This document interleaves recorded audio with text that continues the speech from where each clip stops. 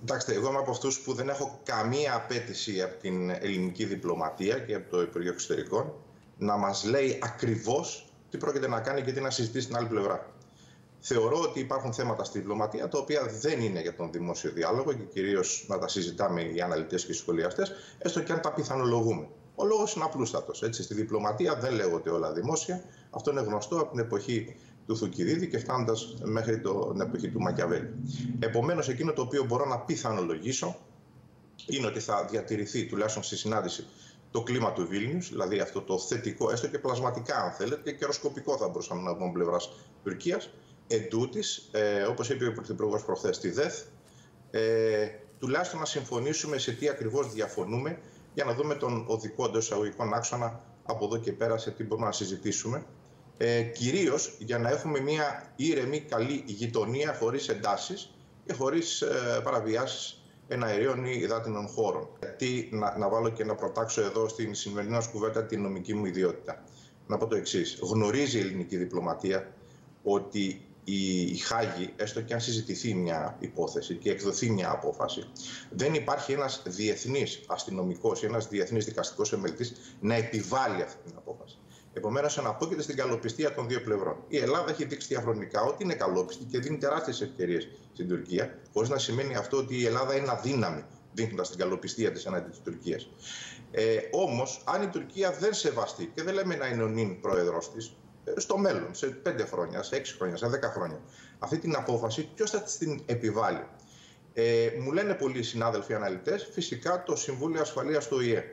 Από τη γνώση και από την εμπειρία μας όλοι, αυτό είναι οφθαλμοφανές, εξόφθαλμο θα μπορούσαμε να πούμε, είδαμε πώς σέβεται τα ψηφίσματα του ΟΗΕ στην Κύπρο η Τουρκία και τι έκανε πριν λίγες μέρες τον Αύγουστο, πάλι εδώ ήμασταν και τα συζητάγαμε, με τα γεγονότα στην Πύλα, που πήρε παραμάζωμα, να το πω έτσι λαϊκά, την ειρηνευτική δύναμη του ΟΗΕ. Άρα λοιπόν, ουδής μπορεί να της επιβάλλει την απόφαση αν η Τουρκία δεν θελήσει να μπει σε λογική σύγχρονης εφαρμογής του διεθνούς δικαίου, της καλοπιστίας, της γειτονίας και κυρίως στο ευρωπαϊκό κεκτημένο, αφού τουλάχιστον θεωρητικά είναι στο προθάλαμο της Ευρωπαϊκής Ένωσης και συζητάει πάνω από 20 χρόνια για το πώς θα μπει. Για να μπει, όπως οι ίδιοι οι συνάδελφοί σας, οι Τούρκοι δημοσιογράφοι, αν έλεγαν χθες που έβλεπα, για να μπει στην Ευρωπαϊκή Ένωση, δεν θέλει, αλλά λέμε τέλος πάντων, για να μπει στην Ευρωπαϊκή Ένωση, περνάει αυτό και από την Ελλάδα και από τις καλές σχέσεις που έχει μαζί μας. Μην ξεχνάμε ότι μόλις προχθές έληξε το θεωρητικό τουλάχιστον μορατόριο το καλοκαιρινό, που είχαν πει μέχρι 15 Σεπτέμβρη.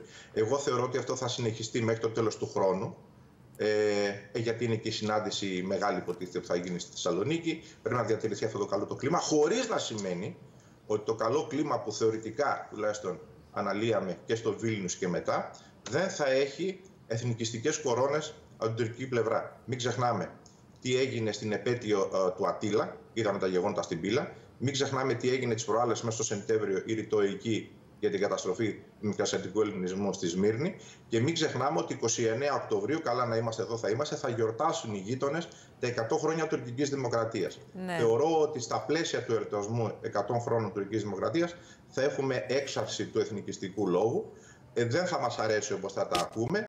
Βεβαίως θα μας λένε εντάξει, πρέπει να τα πούμε αυτά γιατί είναι θέματα ιστορικά δικά μας, επαιτειακά. Εν τούτης το καλό κλίμα διατηρείται. Ελπίζω και νομίζω ότι μέχρι το τέλος του χρόνου μάλλον θα είναι κάπως έτσι. Έχουν και δημοτικές εκλογές αυτή με τη νέα χρονιά. Θέλει να διατηρήσει την ισχύ του Τούρκος πρόεδρος και στους δημάρχους, δηλαδή και στις περιφέρειες τοπικές. Εκεί πέρα πάλι θα βρει λογικά μπροστά του τον Ιμάμογλου στο θέμα της Κωνσταντινούπολης. Αλλά αυτά είναι δικά τους θέματα εσωτερικά, τα οποία θα να είμαστε καλά να τα σχολιάζουμε. Δεν θέλει. Κοιτάξτε να δείτε. Το να μπει στην Ευρωπαϊκή Ένωση σημαίνει ότι πρέπει να ευθυγραμμιστείς με το ευρωπαϊκό κεκτημένο. Η Τουρκία δεν είναι μια τέτοια χώρα, δεν έχει μια τέτοια κουλτούρα, αν θέλετε, έστω και αν πολλοί Τούρκοι, ίσως περίπου 30% Τούρκοι, θα το έβλεπαν θετικά μια τέτοια προσαρμογή στο ευρωπαϊκό κεκτημένο και πολλοί ζουν στην Ευρώπη. Το 70% της τουρκικής κοινωνίας, όπως έδειξαν οι πρόσφατες εκλογές από τις δημοσκοπήσεις, είναι βαθιά αντιδυτικό. Επομένως, αυτό πρέπει να το λαμβάνουμε υπόψη όταν κάνουμε αναλύσεις, διότι δεν σχετίζεται τόσο με τον εκάστοτε πρόεδρό της, τώρα 20 χρόνια πρόεδρος Ερντογάν, αλλά σχετίζεται και με το τι θέλει η κοινωνία. Η κοινωνία, λοιπόν, κατά 20% περισσότεροι από αυτούς που ψήφισαν Ερντογάν, στις τελευταίες εκλογές, δεν θέλουν Ευρωπαϊκή Ένωση και γενικά δεν θέλουν τη Δύση. Αυτό πρέπει να το λαμβάνουμε υπόψη στις αναλύσεις μας, γιατί έστω και αν ήταν ο Κιλιτστάρογλου πρόεδρος ή στο μέλλον μπορεί να είναι ο Ιμάμογλου, δεν ξέρω εγώ ποιος, η τουρκική κοινωνία θα οθεί τον εκάστοτε πρόεδρό της σε μια άλλη φιλοσοφία και λογική, κάτι το οποίο ο νυν πρόεδρος μας το έχει ξεκαθαρίσει, ότι η πορεία της αργά αλλά σταθερά είναι στην Ευρασία. Το ότι θέλει να είναι στο προθάλαμο της Ευρωπαϊκής Ένωσης σχετίζεται με τα κονδύλια που μπορεί να παίρνει στα πλαίσια προσαρμογής της για να γίνει κάποτε μέλος.